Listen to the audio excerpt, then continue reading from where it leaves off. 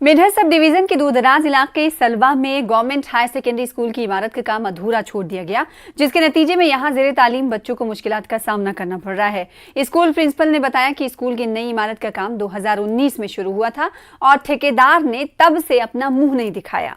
कई बार आला हुक्काम से तहरीरी शिकायत के बावजूद तामीराती काम मुकम्मल नहीं किया गया। जिला इंतजामिया से अपील की गई है कि वो सर्दियों से पहले बच्चों को राहत पहुंचाने की फिक्र करें।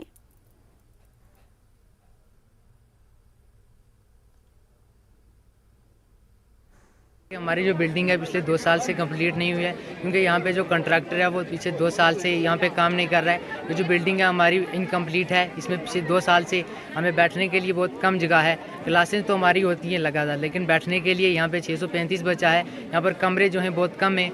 यहाँ पर जहाँ तक हमने देखा है कि हम यहाँ पर बच्चों को स्कूल में पानी की बहुत किल्लत है और हम सिविल एडमिनिस्ट्रेशन से यही अपील करते हैं कि हमें सबसे पहले तो हमें पंप चाहिए।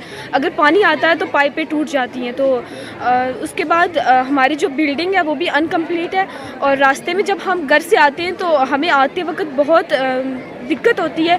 रास्ते में कीचड़ होती है और मक्की होती है कि हमें रोड चाहिए और बच्चों को खेलने में भी बहुत दिक्कत होती है क्योंकि हमें ग्राउंड भी चाहिए, लेबॉर्ट्री भी चाहिए। और ये बिल्डिंग जो है 2019 में शुरू हुई थी और इसका पैसा जो है वो बड़ी मुश्किल के बाद, ये मैं कहूँगा कि बड़ी एफर्ट्स की प्रिंसिपल साहब ने भी, और यहाँ पे जो है वो पैसा इसका जो है वो मेरे ख्याल में 1 करोड़ कुछ आया इसके लिए पैसा।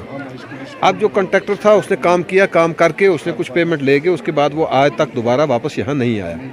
मैं आपके माध्यम से ये गुजारिश करूँगा कि देखिए, सरकार को या तो ऐसे ठेकेदारों को ब्लैक लिस्ट कर देना चाहिए जो अनकम्प्लीट। आप देखें कितनी परेशानी है यहाँ बच्चों को। यहाँ मेरे ख्याल में कोई 750 के लगभग जो है 675 बच्चा है यहाँ, तो इतनी बड़ी गैदरिंग है बच्चों की, तो बच्चों की बड़ी परेशानी है। और अभी तक इस ठेकेदार को पेमेंट जो है वो 80 लाख जो है वो पेमेंट हो गई है, तो उसके बाद ये तकरीबन 2 साल से जो है ये वापस नहीं आया है।